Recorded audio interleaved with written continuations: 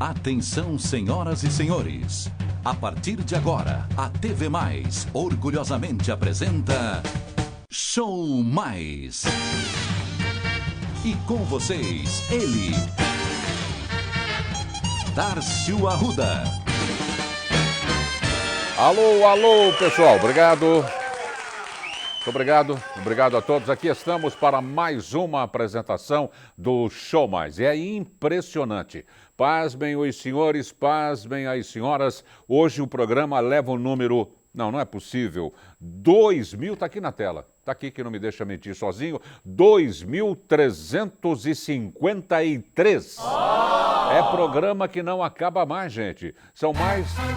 bota fantástico nisso. São mais de 10 anos no ar. Aliás, também, a bem da verdade, no último dia 1º de abril, PP... É por procuração? Não, é próximo passado. Próximo passado, bem no dia da mentira. Olha só, não dá para esquecer o aniversário do Show Mais. Bem no dia da mentira, o Show Mais completou 11 longos anos no ar. Extremamente maravilhoso. Muito maravilhoso. Colocando esses programas temáticos, recebendo mais de 7 mil, mais ou menos, aproximadamente 7 mil convidados e especialistas que aqui vieram e versaram sobre suas especialidades. É um espetáculo. Nós estamos entrando para o livro dos recordes, o Guinness Book. Não, tem programa muito mais antigo, mas nós estamos indo bem. A gente não pode se queixar, não. E eu gostaria de agradecer muitíssimo a participação, a colaboração, a interação dos nossos queridos amigos telespectadores que começaram por telefone. Lembram-se, há 10 anos atrás, tudo por telefone. Agora é tudo por e-mail. É um espetáculo. É só clicar o www.tvmaisabc.com.br. Cuidado com o mais, não se deixe trair pelo símbolo matemático mais. Não chega aqui, não funciona. Muitos e-mails se perderam no tempo e no espaço porque as pessoas usaram o símbolo matemático mais. Escreva por extenso. Aí sim, ficando desta forma, tá aqui, TV MAIS ABC, tudo grudadinho, tudo juntinho, .com.br. É fácil, você vai encontrar logo a nossa programação como um todo, todos os programas da casa e um ícone, logicamente, do Show Mais. Aí você clica nesse ícone, nesse icon, não é, do Show Mais, abriu, tem a nossa front page, muito legal. Aqui tem à sua esquerda um mailing list, não é? Um playlist com todos os programas dos últimos anos. É um espetáculo. Mas como assim tem o programa? Tem um programa na íntegra. Você clica, você assiste de qualquer parte do planeta Terra. É que nem a gente. Nesse exato momento, nós estamos indo ao ar para todas as partes do mundo. Não existe barreira para a internet. Um verdadeiro espetáculo. E eu sempre agradeço também, além desses patrocinadores que vocês viram e ouviram no começo do programa, nós temos um patrocinador que está conosco, além desses, repito, nesses 11 anos todos. Desde o primeiro programa, a LL Presentes está aqui com a gente. Ela que fica na Rua Laura, 740, na Vila Bastos, em Santo André. Vocês querem conhecer a LL? Olha ela aí, todinha de vidro essa fachada, vidro temperado. A loja toda, na realidade, é uma vitrine. A loja toda, na realidade, é um grande showcase. Dentro, dezenas, centenas, milhares de artigos espetaculares e diferenciados para a sua casa. Quer conhecer de perto o LL? Então me dê a sua mão, com licença, por gentileza, por favor, por obséquio, com todo o respeito. Venha, vamos adentrar. Venha comigo, vamos lá.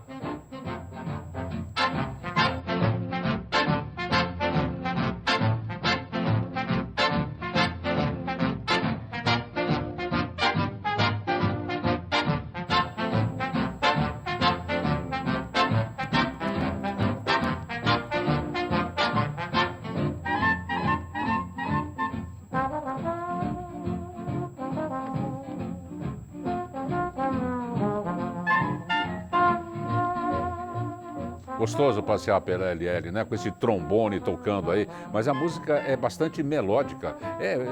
Dos anos 40, 50, um espetáculo também. Dê um pulo na LL para conhecer de perto. Rua Laura, 740, Vila Bastos, aonde? Em Santo André. Pronto, vamos começar de imediato o nosso programa. Antes, porém, todavia, contudo, vamos agradecer a participação desses jovens universitários que aqui somam com profissionais mais experientes e desta somatória, repito, saem grandes profissionais que pululam em todas as emissoras de rádio e televisão, agências de propaganda, sites da internet. É um espetáculo. Passou por aqui, é abençoado e eles se catapultam, não é? Com suas vidas profissionais lá para São Paulo. Tem gente até trabalhando no exterior. E eu não começo nunca o programa sem perguntar a eles, terceiranistas, quartanistas, pessoal que está fazendo já o trabalho de conclusão de curso, se eles estão afins, porque quando não estão afins, professor há de convir comigo, nada sai, nada acontece. Por isso é muito válida esta pergunta. Vocês estão querendo colocar mais esta edição do Show Mais no Ar? Sejam sinceros, resposta curta e grossa, sim ou não? Está muito baixo, não vi, parece que tem uma pessoa só gritando, se esforçando, mas muito pouca gente. Eu gostaria, primeiro, de mais participações e, segundo, atenção, Jimmy Fontana, não, é Jimmy Domingos, uma participação mais condensada de todos vocês. Sim ou não? Melhorou consideravelmente, ainda fica por conta de um volume um pouquinho maior. Mas está na hora do café, eles foram fazer uma pequena refeição. Então, atenção, tripulação. Aqui é o comandante Arruda preparar a aeronave para decolagem.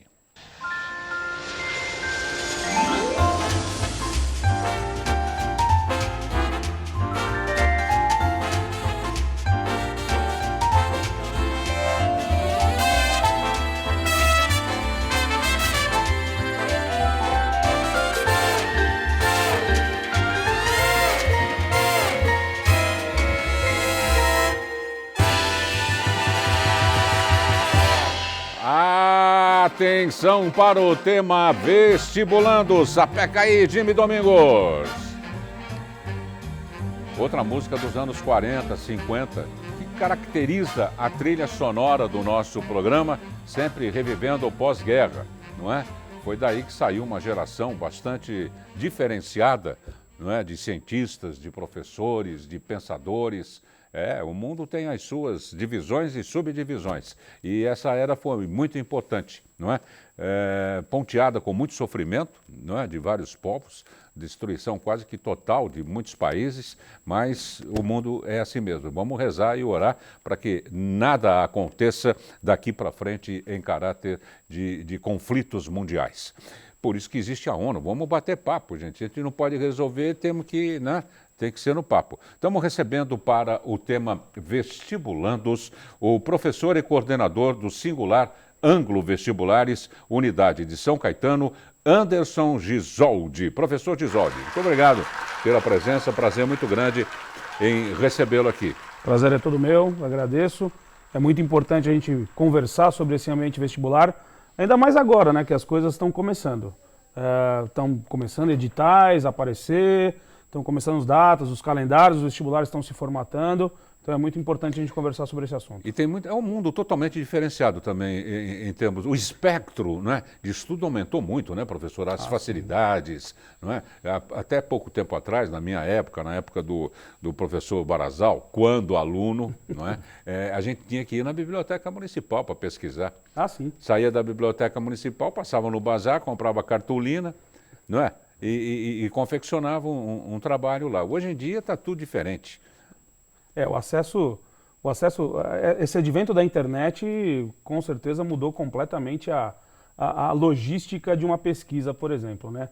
Hoje essa ferramenta chamada Google é a ferramenta mais usada dos alunos. Eles não lembram mais o que é abrir aquela gavetinha para puxar o assunto e ver qual é o livro que, né? Isso aí a gente até posta de vez em quando no Facebook algumas fotos antigas sobre isso aí, os alunos ficam, o que é isso, professor? O que está acontecendo? As vendas de enciclopédias mudaram, mudou tudo. Com certeza. Mudou tudo. Mudou para o alunado e mudou para o professorado também. Também. A Você gente tem tem que que se ficar esperto agora, que senão, se não ficar ligado na tomada, derrubam ele. Ele tem que ficar atento a essa nova linguagem aí. Muito. Participando também do programa, por isso que eu já o cutuquei, não é? É o nosso querido economista Ramon Barazal, professor Barazal também. Professor, obrigado pela presença. Prazer. Boa noite, recebê-lo. É um prazer novamente estar aqui no Show Mais e estamos à sua disposição. Professor, em termos de tutu, l'argent, está mais fácil ou mais difícil estudar? Hoje eu diria que, comparativamente a tempos anteriores, está um pouco mais difícil do ponto de vista dos custos, né? Em que pese você ter linhas de financiamento oferecidas pelo governo e que podem passar, enfim, para as pessoas a imagem ou até mesmo a ilusão de que isso seja mais fácil, eu entendo que é um pouco mais difícil nesse sentido, no sentido econômico. Mas está uma dificuldade também essa questão do FIES aí, desse financiamento, não está saindo para todo mundo, tem gente já em dívida, né? Tem gente já devendo 4, 5 meses. Como é que sai dessa fria aí? Pois essa é uma das razões que eu falo que hoje está mais difícil, quer dizer, você às vezes tem o aluno, o estudante, às vezes tem a impressão de que há mais facilidade, enfim, para fazer o aporte financeiro para poder estudar, quando na verdade não está tão simples assim não. Quer dizer, o governo atual do Brasil tem como lema pátria educadora e, no entanto, nós não estamos conseguindo fazer com que isso funcione a bom termo. Exatamente por quê? Porque, inclusive, os programas de financiamento para estudantes, o principal deles, o FIES, não funciona de acordo com aquilo que o país inteiro imaginaria, né? Eu gostaria que funcionasse. Portanto, isso também deixa muito a desejar. E o resumo da ópera disso que eu estou falando é o seguinte: se você pegar as grandes universidades públicas espalhadas pelo país, você vai acabar concluindo que dentro da universidade pública você tem mais gente com posses do que gente sem posses. Quer dizer, muito mais gente com possibilidade de estudar, possibilidade financeira, do que o contrário. O que é uma pena, devia ser exatamente o inverso, né? Isso acontece aqui no estado de São Paulo, por exemplo, com as 3 grandes, que é a USP, a Unicamp e a Unesp, sem contar as federais. Portanto, há muito a ser feito, né?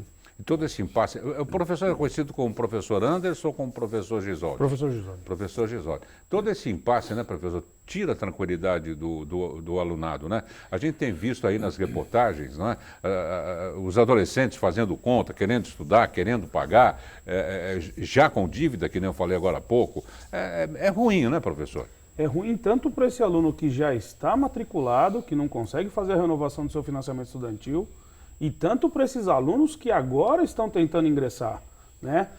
Como nós trabalhamos com pré-vestibular, a gente tem uma série de alunos que estão aí procurando universidades que aceitam esse financiamento.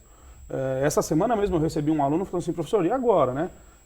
Eu quero prestar vestibular, eu estou pensando em algumas faculdades, esse aluno está prestando para medicina, e eu não tenho condição de pagar 4, 5 ou mesmo um semestre inteiro de mensalidades. E aí, o que a gente vai fazer, né? Então, a gente sempre orienta os alunos: aguarde, né? Vamos lá, o vestibular é no final do ano, então é para uma matrícula em 2016, vamos aguardar e ver se o governo federal tem alguma outra postura em relação a essa dificuldade aí. O ministro da Educação já foi bem claro, né? O ministro da Educação falou: acabou o dinheiro, né?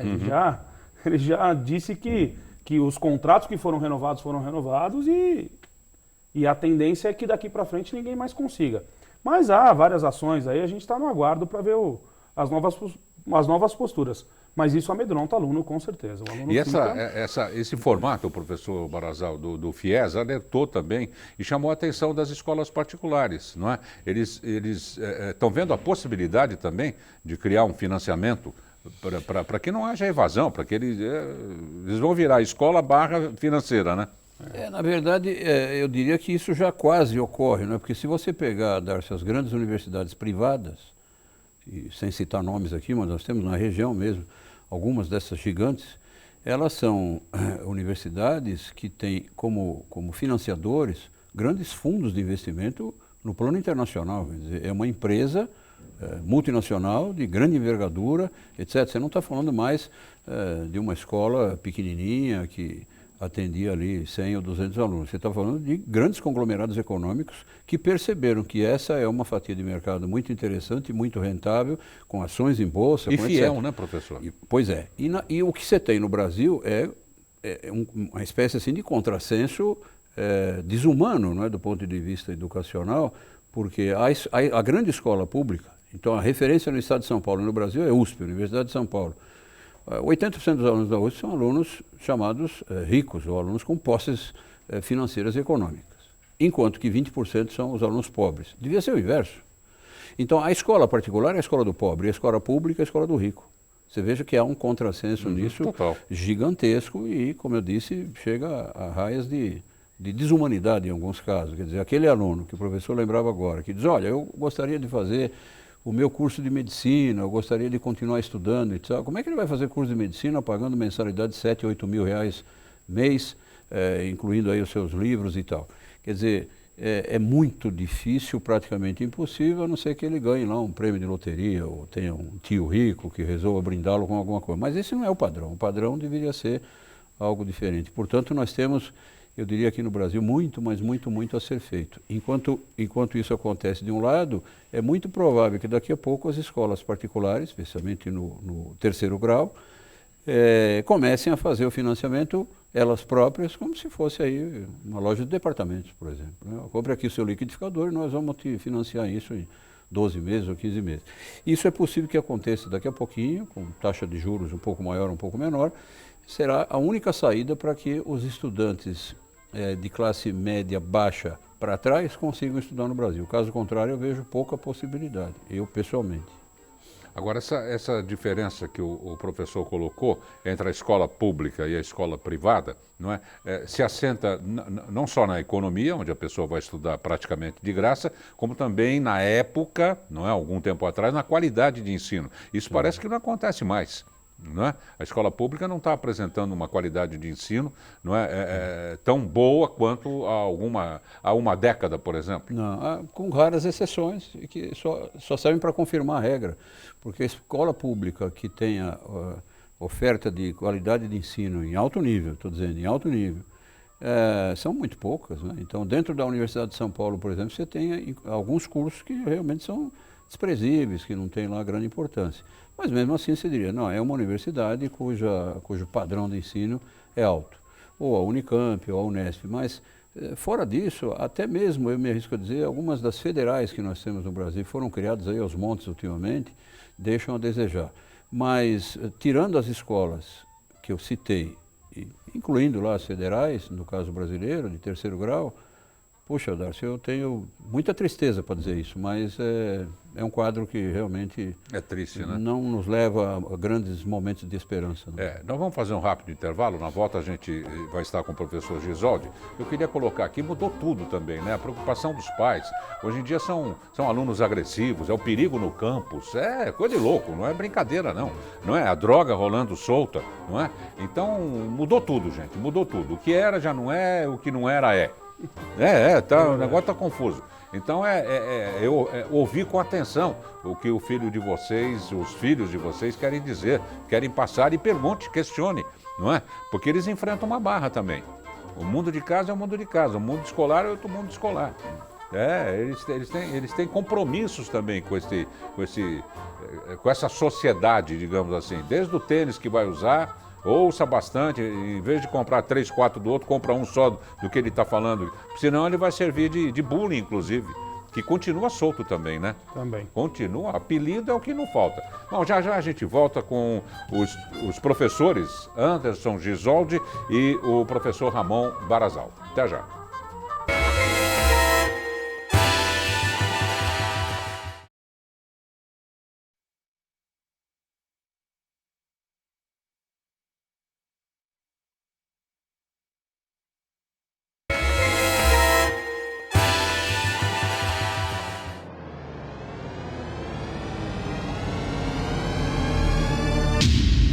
Atenção! A TV Mais adverte. O programa Show Mais causa dependência cultural. E a tendência é essa dependência se agravar. Ela vai se agravando, vai se agravando. Tem gente que está conosco desde o primeiro programa, já está com alto índice de dependência cultural, é uma coisa, é um espetáculo. Hoje nós estamos aqui com o programa número 2353, é inacreditável. 2.353, gente. É programa que não acaba mais. O tema é vestibulandos, com as presenças dos professores Anderson Gisoldi, que é coordenador do Singular Ângulo Vestibulares Unidade São Caetano, e o professor Ramon Barazal, economista. A gente encerrou o primeiro bloco, o professor Gisoldi, falando da mudança de cenário.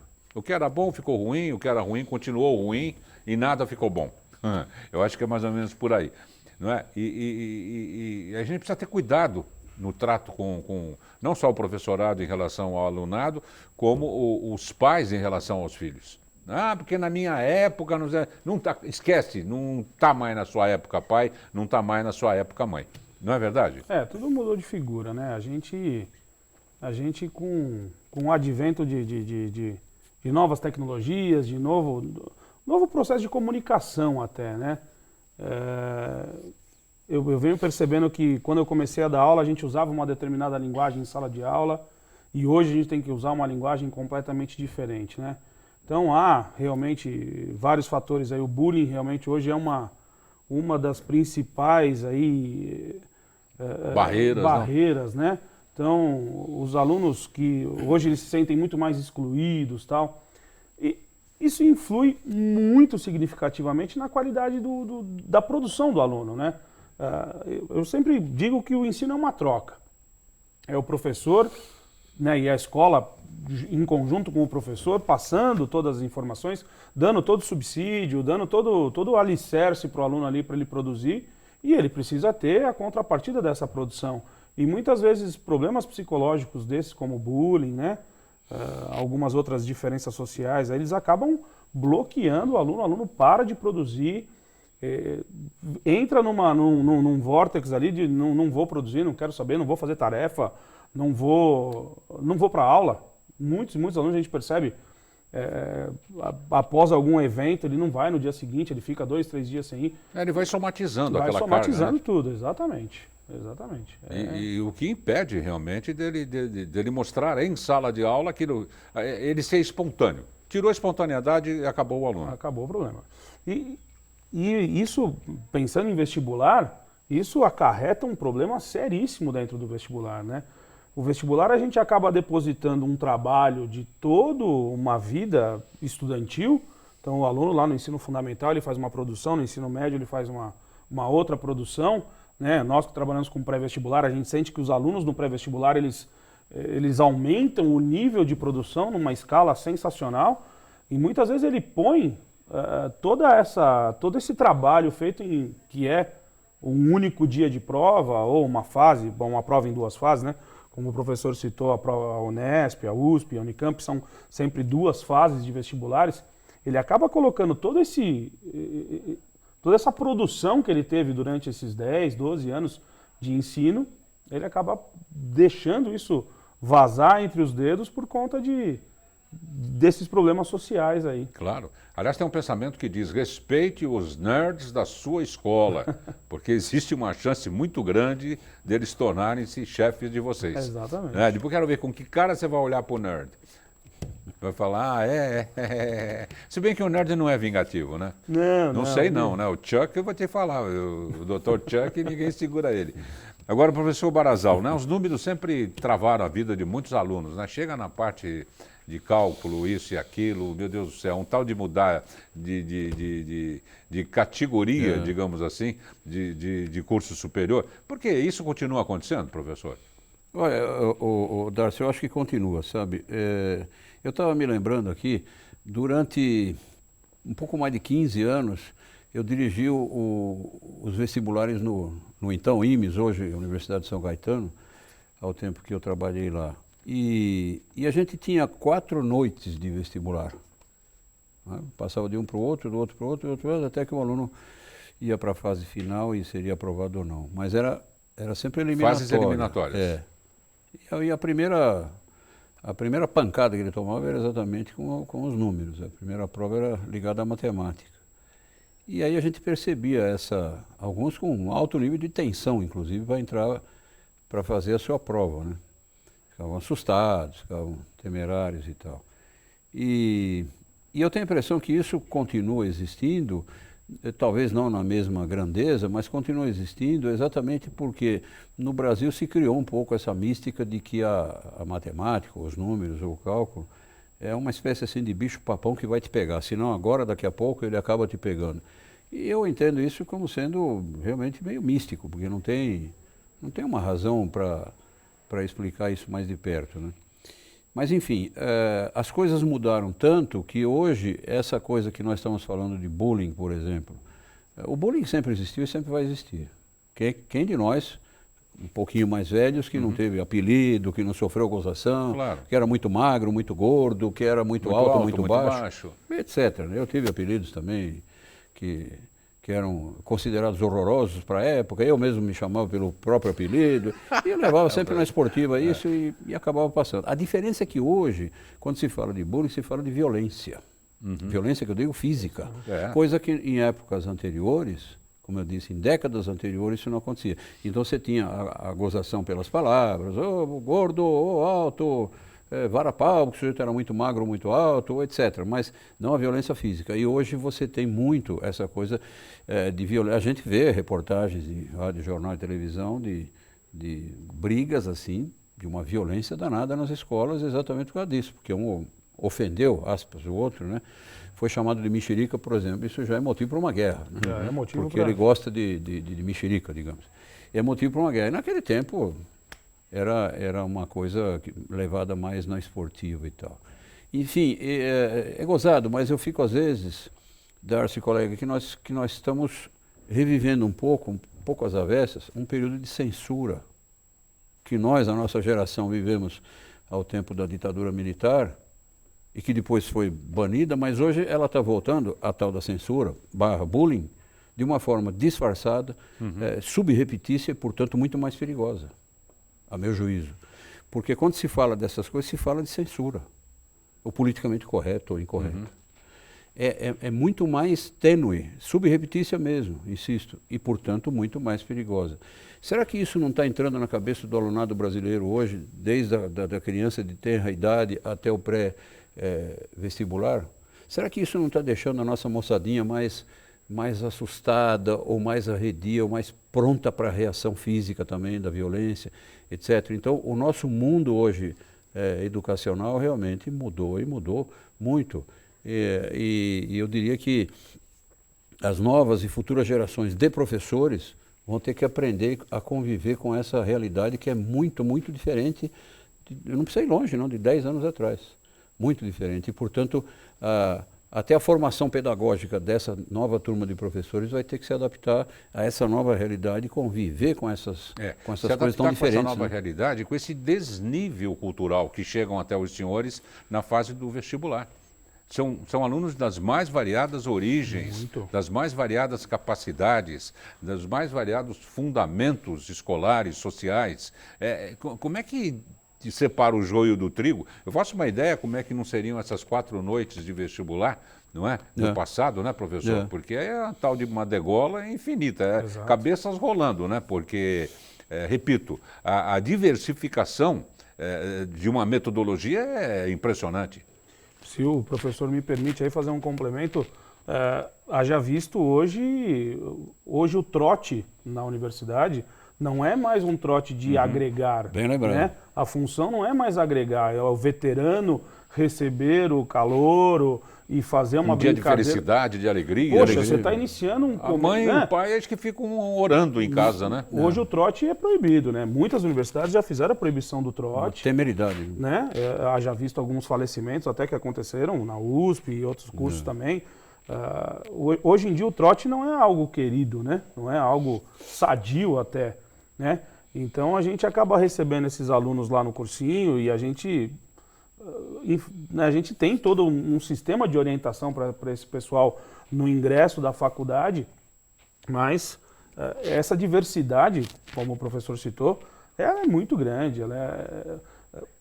4 dias hoje de vestibular, provavelmente a universidade não teria alunos, né, professor? Não teria. Hoje eles não aguentariam, imagina assim, não aguentariam, modo de dizer, mas Hoje os alunos não encarariam uma batalha tão grande, uma bateria tão grande de exames, de provas. Repito, a diferença cultural é muito crassa, ela é muito acentuada, é um desnível total. Qual é o conteúdo que se encaixa? Se jogar tudo como se fosse uma bacia em cima dele, não vai dar certo. Eles não vão nem entender o que está acontecendo. Você veja, desculpe, Darcy, ontem eu circulava pelas ruas em São Bernardo e parei em diversos sinais fechados. E uma turma de vestibulandos, todo mundo pintado e tal, a gente já passou por isso, pedindo dinheiro no sinal fechado. E eu dei uma olhada, no primeiro grupo que eu parei, perto do ginásio poliesportivo ali, São Bernardo, o primeiro grupo que eu parei, a meninada pedindo dinheiro para os motoristas, e eu olhei na calçada, onde eles estavam, o grupinho. Um monte de garrafa de vodka, de cachaça, de cerveja, etc. Quer dizer, eles estão pegando dinheiro ali, indo na primeira padaria, o botequim, comprando bebida alcoólica forte, inclusive, e enchendo a cara ali mesmo. Poxa, se isso é trote, se isso é alegria de passar no vestibular, então eu não sei mais como é que são as coisas. De fato, a gente vai vendo que as coisas mudaram, mas mudaram para pior nesse sentido. Aquele é um momento de alegria, de felicidade. Olha, vamos arrecadar dinheiro para fazer uma festa de entrada na faculdade, vamos arrecadar dinheiro para ajudar uma entidade, como se fazia antigamente, etc. Tá bom. A própria atlética da faculdade, da Atlética, vamos ajudar do centro acadêmico. Vamos juntar dinheiro para fazer Mas encher a cara ali em plena rua e tal, eu falei, puxa vida, isso aqui no fundo é triste, é isso que eu quero dizer. Não traz alegria para ninguém. Então, bullying. Traz preocupação. Né? E eu imagino os pais assistindo uma cena como essa, pô, a alegria de eu ter a minha filha, o meu filho entrando na faculdade, se traduz nisso, é complicado. Né? E a vida social estudantil também dos jovens universitários é uma coisa que deve ser olhada com muita acuidade por parte do professorado, por parte dos diretores de escola, não, professor? A gente tem que ficar sempre de olho, sim. Né? Não tem como deixar. Eles acabam tendo uma, vamos dizer assim, até uma inexperiência muito grande para as atitudes que eles querem mostrar. Né? Eu costumo brincar com os meus alunos assim, vocês querem ser tratados como adultos na hora que vocês querem pedir para os pais ir para a balada. Mas vocês não querem ser tratados como adultos na hora que a gente vem cobrar a tarefa de vocês. Né? A hora que a gente vem aqui, vamos lá, a tarefa tem que estar feita, você tem que devolver, né? A devolutiva que eu tinha dito há um tempo atrás, os professores dão uma atenção, dão uma ação e eu como professor de física, ação e reação para mim é uma lógica sempre muito comum, né? A gente faz uma ação em prol deles, eles têm que devolver uma reação para a gente e essa é a devolutiva. Então eles não gostam dessa cobrança, eles acabam identificando que eles são adultos para certas ações, mas não para outras, né? E quão querido é o conteúdo de física atualmente? Não só ultimamente, mas lá vem o professor Geisel. Até no passado a física ela sempre foi uma temeridade. Apesar de que mudou muito o contexto. Então, isso que eu ia falar. O contexto hoje... A maneira de passar o conteúdo mudou também. Antigamente, um aluno que tinha uma grande capacidade de decorar fórmulas, de decorar certas regras para a resolução, né, certas normativas ali, se dava super bem. Hoje, um vestibular ele é muito mais interpretativo, ele é muito mais focado em português, em redação e tudo, né? Então, hoje a física ficou num segundo plano, junto com a matemática, com... As ciências exatas, elas acabam sendo... O português e a interpretação acabam entrando muito dentro das ciências exatas, né? Então, não é mais aquele lance do decorei a fórmula, vou me dar bem nessa prova. As pessoas sempre falam, mas o que eu vou fazer com a matemática, por exemplo? A matemática é super útil no dia a dia. Não é? A hora que você levanta, pelo relógio que você pode aferir, o quanto você vai andar, o quanto você vai gastar. Você está ganhando 2.000. E quanto você gasta para ir buscar esses 2.000? Agora 2.300, então negativo. Tá perdendo. Não é? A vida é matemática, principalmente a matemática da vida. Não é? O quão importante é a física para a vida? Então, a física está no nosso cotidiano, né? Einstein já dizia que a física foi a linguagem com que Deus escreveu o universo, né? Então, a física está no nosso cotidiano e a física ela ajuda muito a abrir a noção geral de fenômenos que acontecem ao nosso redor, né? Esses tempos atrás, a bateria do meu carro deu uma pifada. E aí veio um rapaz me fazer uma assessoria lá para dá uma carga extra na bateria, tá? Olha, não posso dar carga na sua bateria porque senão eu vou estragar todo o sistema, vai queimar o módulo do carro e tal. E eu falei, não, tudo bem e tal. Ele já quis me vender uma bateria na hora ali e tal. Eu falei, não, obrigado, eu não quero. O rapaz foi embora e aí minha cabeça começou a funcionar. Eu falei, pô, você é professor de física, né? E você vai deixar o cara falar que essa carga extra, são 12 volts que estão entrando. Então, quer dizer, essa noção do dia a dia, essa noção de coisas que Mas podem o carro acontecer. pegou ou não? Felizmente sim. Felizmente voltou a funcionar. Então né? vamos pegar carona com o professor e já a gente volta. Vamos até a padaria ali na esquina, a gente Vamos lá toma tomar um café. cafezinho, comer uma...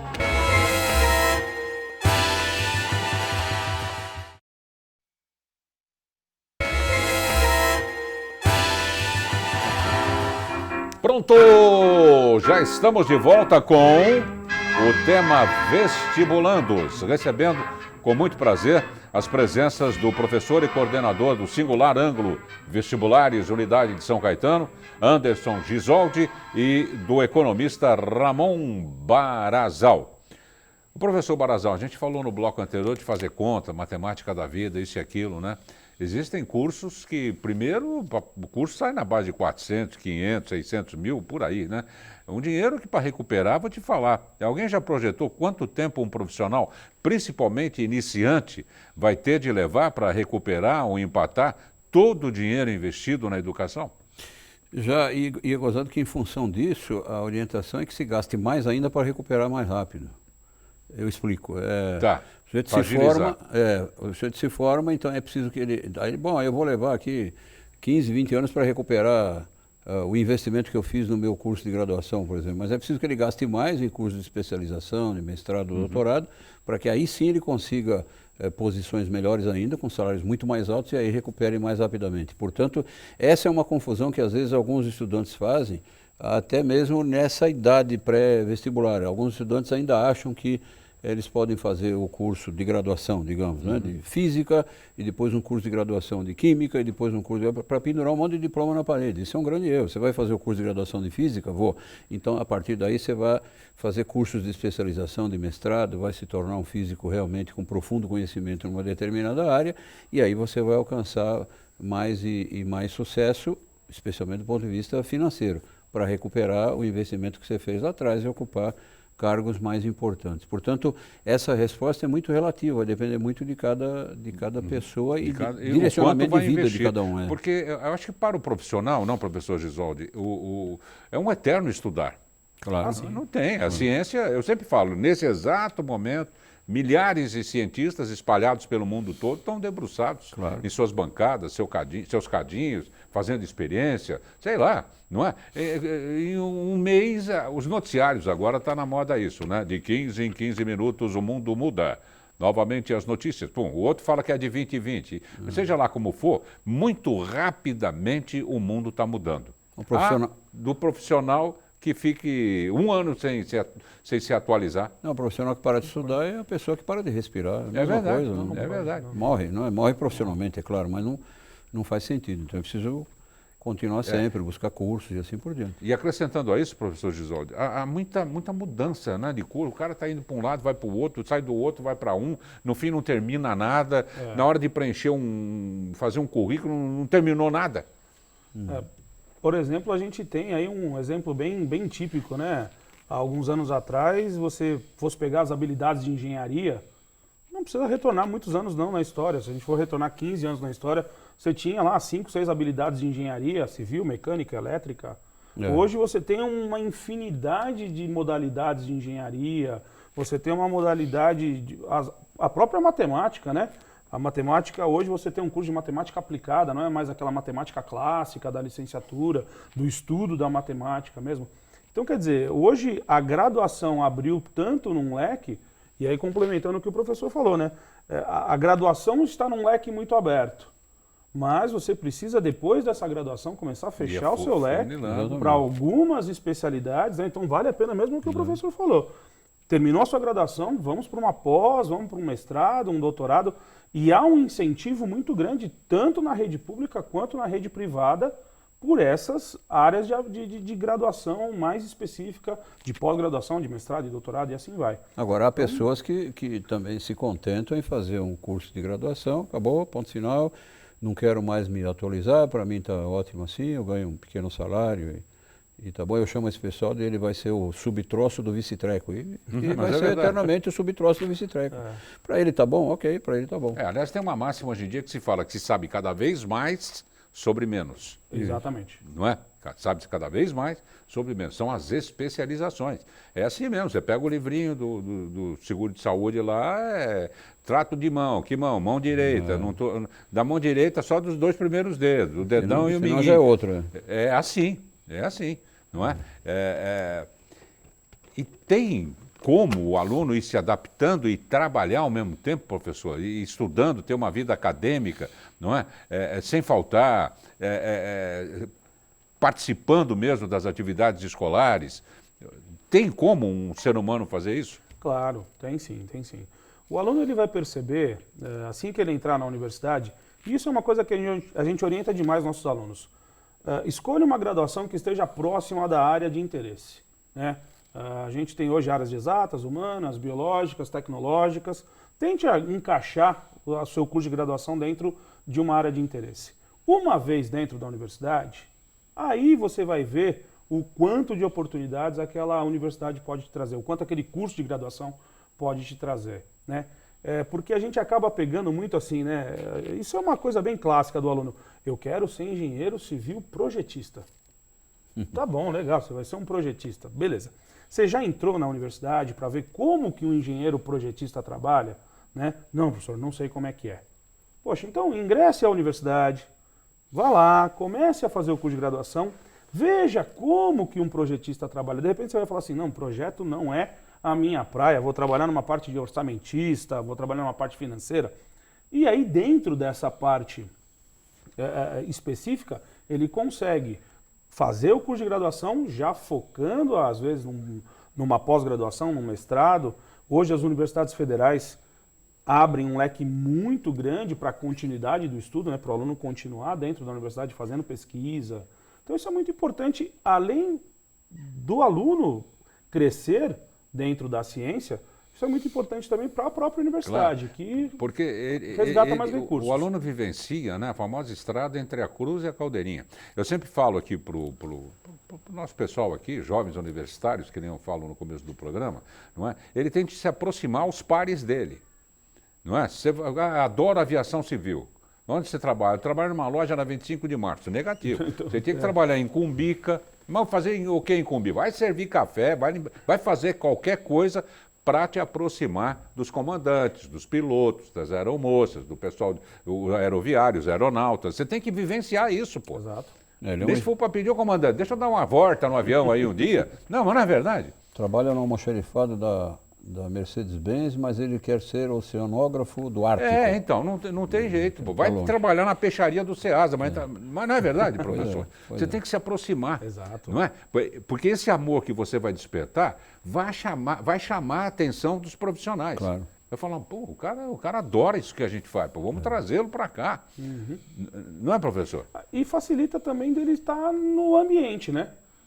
Uma vez que, se ele já estiver dentro da graduação, e estiver dentro do ambiente de trabalho, excelente, ele está juntando experiências do cotidiano, mesmo que ele não esteja vivenciando diretamente essa experiência, mas ele está ali, trabalhando com o ambiente que ele está se formando na graduação, isso agrega um valor enorme, isso é muito importante. Claro, eu no meu comecinho de rádio, viu, professor, da Rádio ABC, aqui na rua Tatuí, no bairro Casa Branca, isso em 1912, né? Eu ficava enchendo o saco de todo mundo lá. Eu ia no programa do Tadeu Galo, ficava sentado do lado dele atendendo o telefone. O famoso pentelho mesmo eu era. Ia no programa do Zé Roberto Siqueira, eu entrava na discoteca, conversava com um, conversava com o outro. Tudo quanto é concurso, eu ligava de casa e faturava, porque eu sempre gostei muito de música, nome de música, compositores, isso e aquilo. Não tinha o que fazer. Tanto é que meu pai me ofereceu, ele era engenheiro de compras da International Harvester Máquinas S.A., o nome é bonito, né? Lá de Chicago, mas tinha uma planta aqui, onde era Chrysler, agora é o Carrefour. Vou arrumar um emprego para você lá, com os amigos dele, os engenheiros, aquele negócio tudo da indústria, que eles montavam tratores e caminhões, imagina.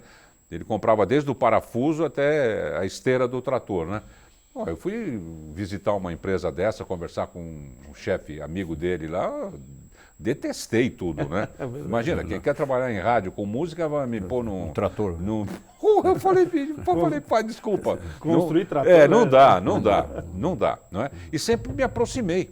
Não é? Eu pegava o trem também aqui em Santo André, ia até a estação de São Caetano para ir na Rádio Cacique, na rua Santa Catarina, falar com a Zilá Gonzaga, com o Carlos Neves, não é? Com aquele pessoal que já trabalhava em rádio. Até um dia pintou um teste lá, eu fui e passei. Não é? Mas não podia dar outra, era difícil. Não é? Porque está inserido no ambiente, né?